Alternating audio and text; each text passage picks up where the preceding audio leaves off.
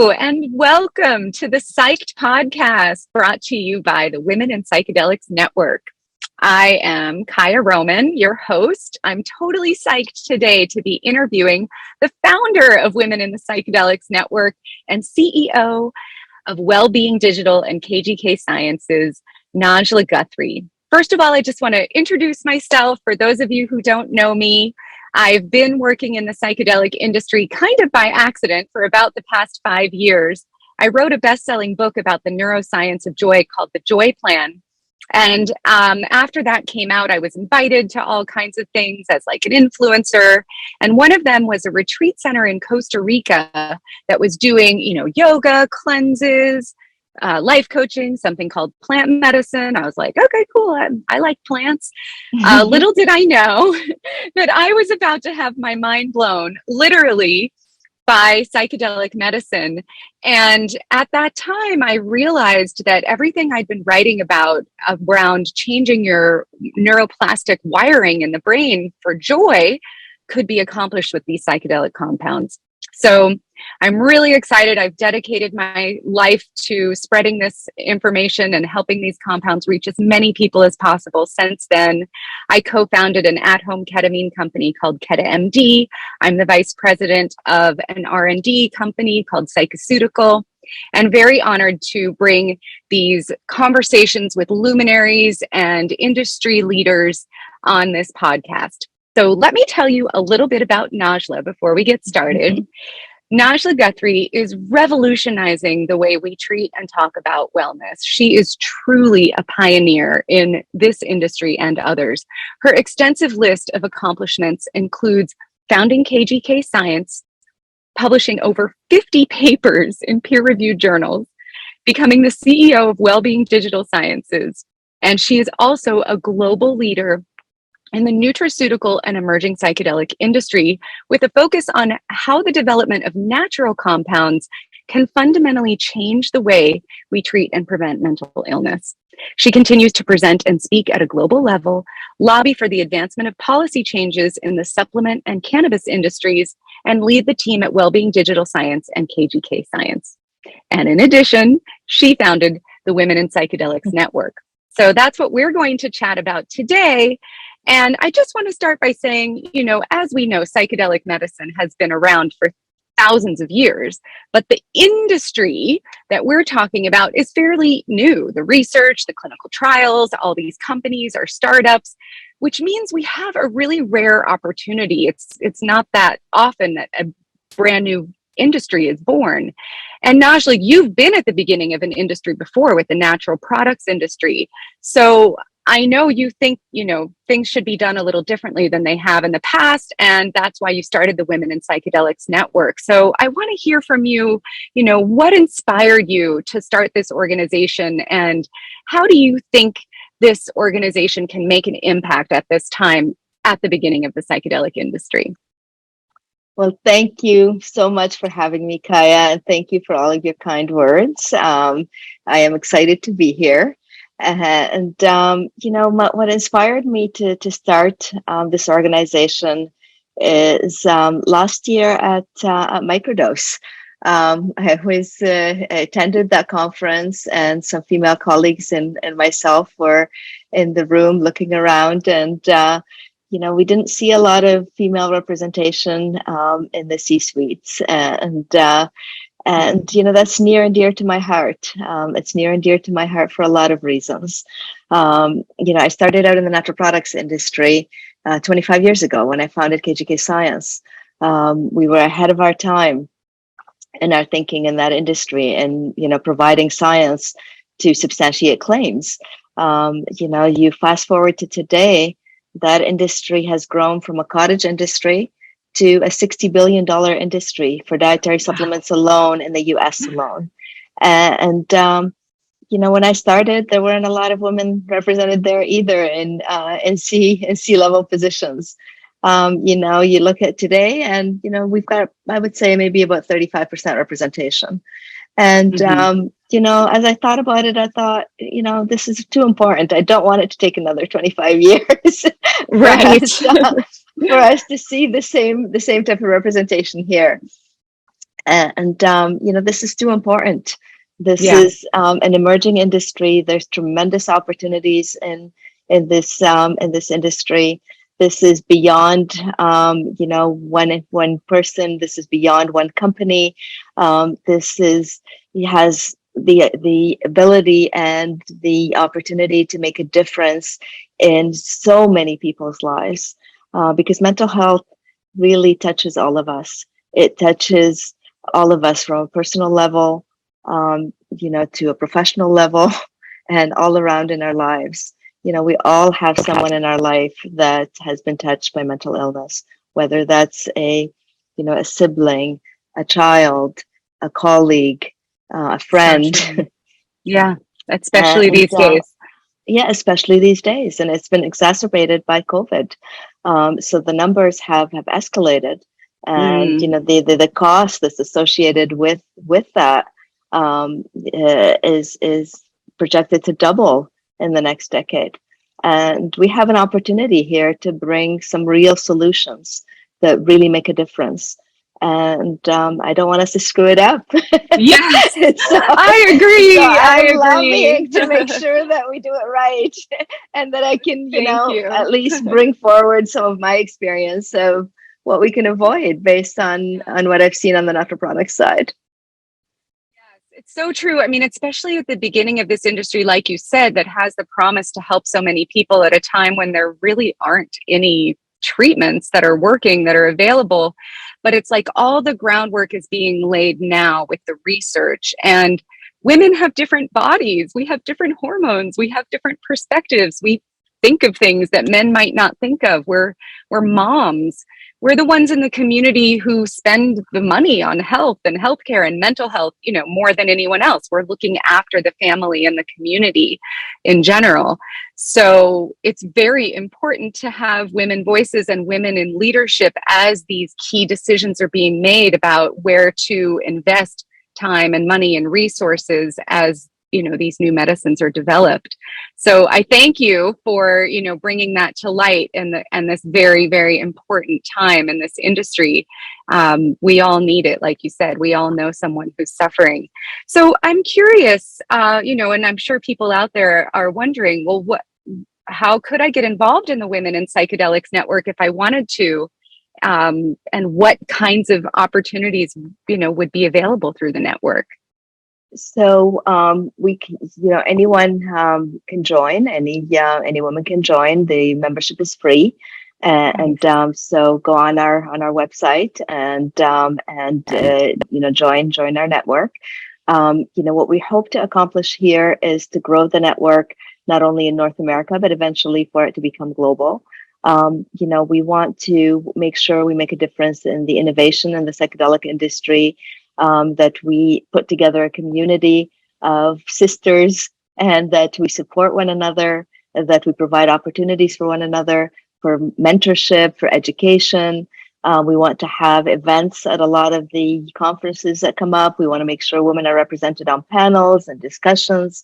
We want to make sure that we're part of the conversation, because we're part of the solution, and we do think differently. And you need that. Women are more inclusive. There's evidence that companies that have women in leadership positions are more profitable, and have a better culture. For being inclusive, and for myself, I mean, Kaya, I've walked my talk. Over the past 25 years, I've given opportunities to all kinds of women out there. My company was mostly women for a very long time, and I've always done that. I've always provided opportunities for women, for immigrants. I'm an immigrant myself. I came to Canada at 13 years old and have been provided an amazing opportunity to be where I am today, and have had the opportunity to be mentored by other women in science and in business, and I want to give back. I want to make sure that we provide that for other women today, and that it doesn't take so long. And I think we all can play a role. So if you're part of a company, look to sponsor us. Look to sponsor us and to become a sponsor where you can be, represented on our website. You can be represented in all of our materials going out in our newsletter. And as there's conferences coming up, we always want to have a network event there so that women can come together and meet each other in person. And there's opportunities to sponsor there too. So there's lots of opportunities to be involved, to belong, but also to be involved. We've got lots of committees that are being put together so that we can accomplish a lot here. And these are anywhere from an advocacy committee to marketing to education and so on. So there's opportunities for women to be involved on those and volunteer their time and help to move the industry forward. This is, like I said at the beginning, it's way too important.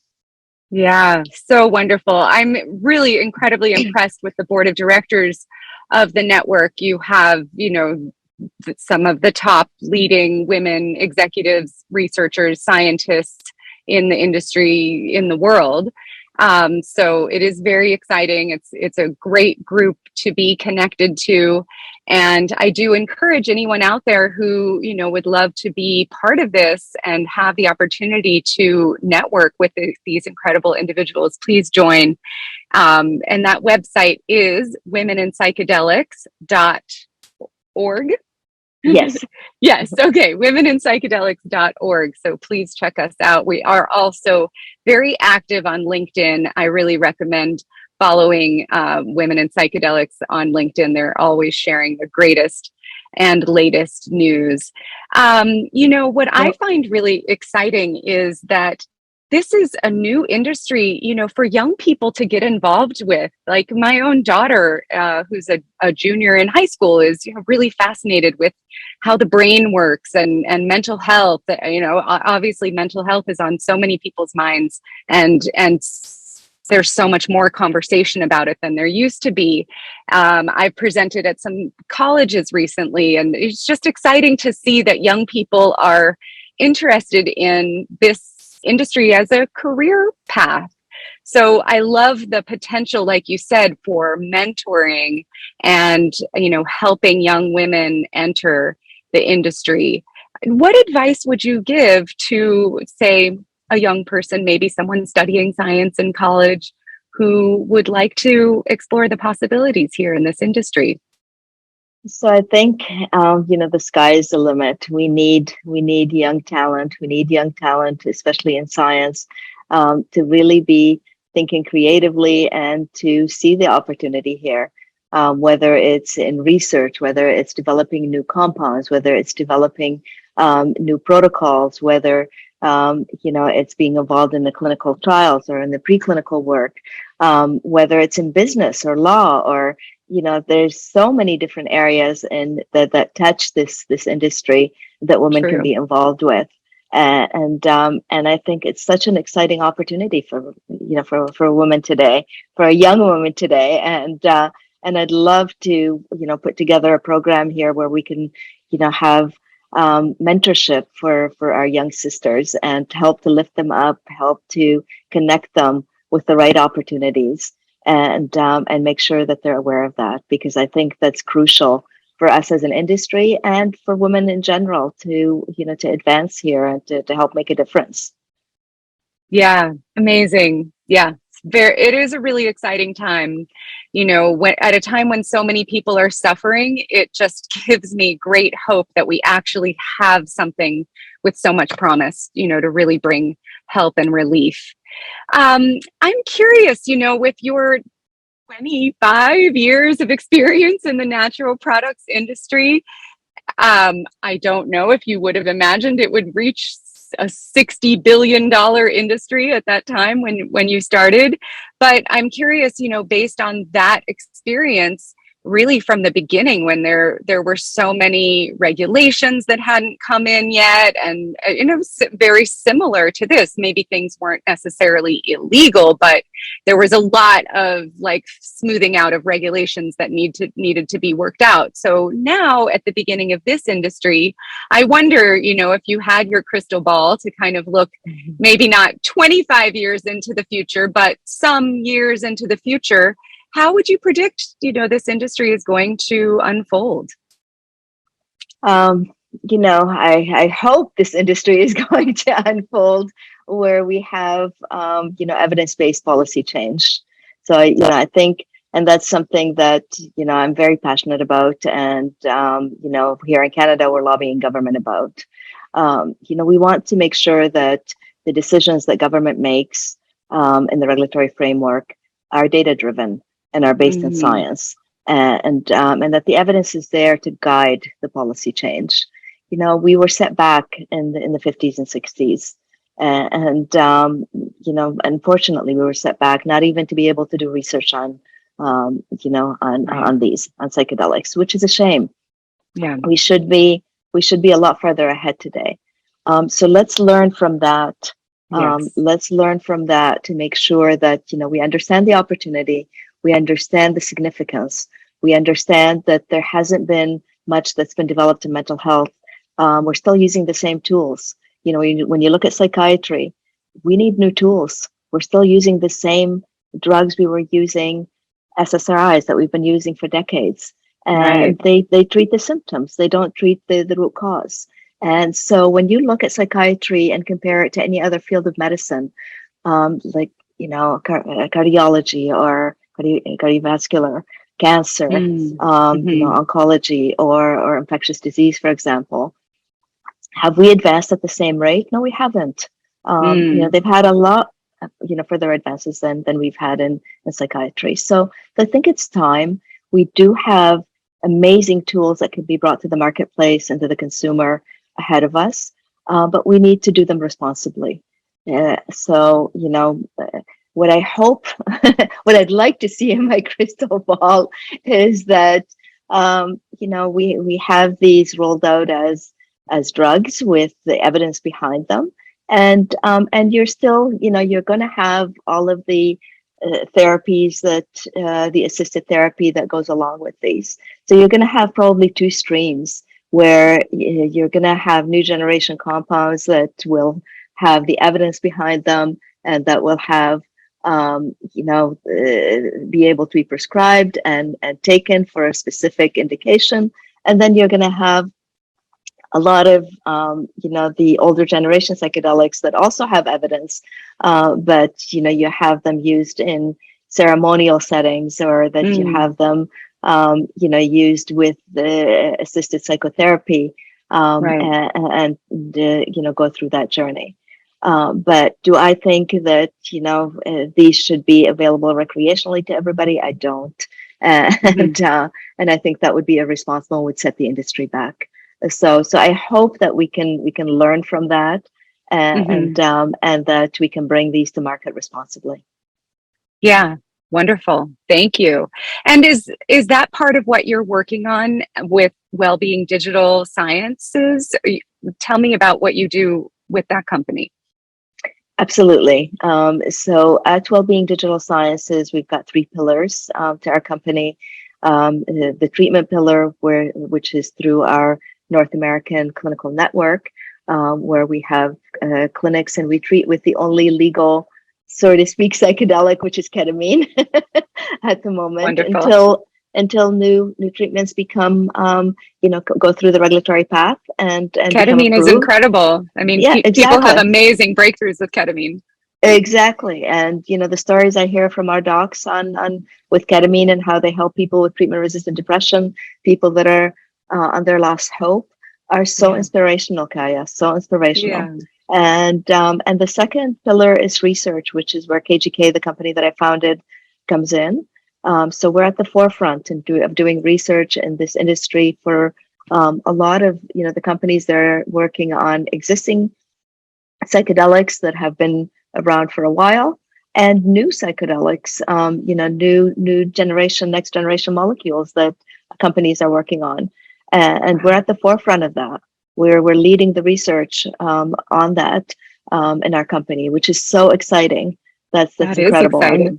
And then the third is digital therapeutics, which is an area that I'd really love to expand in our Mm, company. So we're looking at partnerships there and acquisitions where we can, use these tools for diagnosis, as well as treatment, which is, fantastic. That's just the way yeah. the future, That's and how we can the way the combine that world with. is going. Exactly, and we can combine Oh, that with very our cool.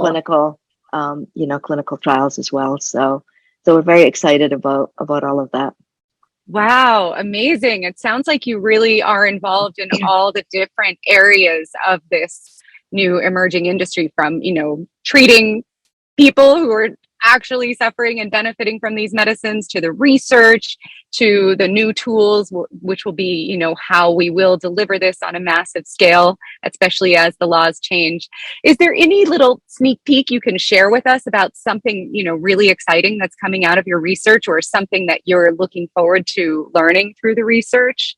So one of the trials that we're just started is an exciting trial. We're looking at Fragile X syndrome patients, and we're looking at the effect on the anxiety they exhibit with they're on the spectrum of autism with these patients. Oh, So, yeah. and Wow. we're looking at the effect of psilocybin on that. So that to Wow. me is really innovative and really It, looking in an extremely new area.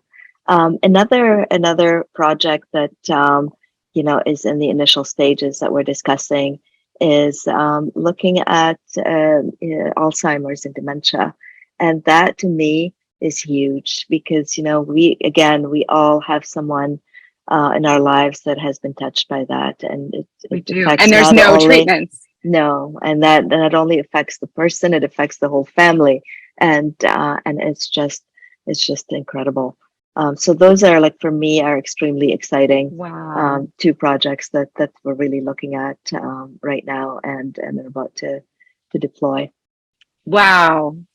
It And it in just addiction, never I mean, we're and sorry, we're working. I keep oh forgetting. no, I mean, that's incredible too. well, Addiction yeah, as well. These we're are like looking huge locally. areas with Yeah, yeah, no other great options. Addiction, exactly, autism, exactly, dementia, Alzheimer's, exactly, depression, exactly. anxiety. I mean, Yeah, who doesn't know multiple people affected by all of these things with yeah, just no options? So it just never exactly, ceases to amaze exactly. me and excite me what the power and the promise is of these psychedelic compounds. I'm really Absolutely, just I'm so grateful absolutely. to these medicines and to the people who are working on the front lines developing them. So thank you, Najla. If you have anything you'd like to share before we wrap up our conversation, any last insights you'd like to share, please do so. And also tell people how they can get in touch with you if they want to reach you. Yes, absolutely. So they can reach me by email at nguthrie@wellbeingdigital.co. Or for Women in Psychedelics, it is actually womeninpsychedelicsnetwork.com is Oh, the thank you. yes, I just looked that up. And then if you've got questions for Women in Psychedelics, it's info@womeninpsychedelicsnetwork.com. And please follow us on LinkedIn, follow us on Twitter, and please be involved, get involved. This is extremely important. It's an extremely exciting area. We're at the beginning. There's a lot of work to be done. We need you. We need all of our sisters to jump in and contribute and help to move this really, really important industry forward in the right way.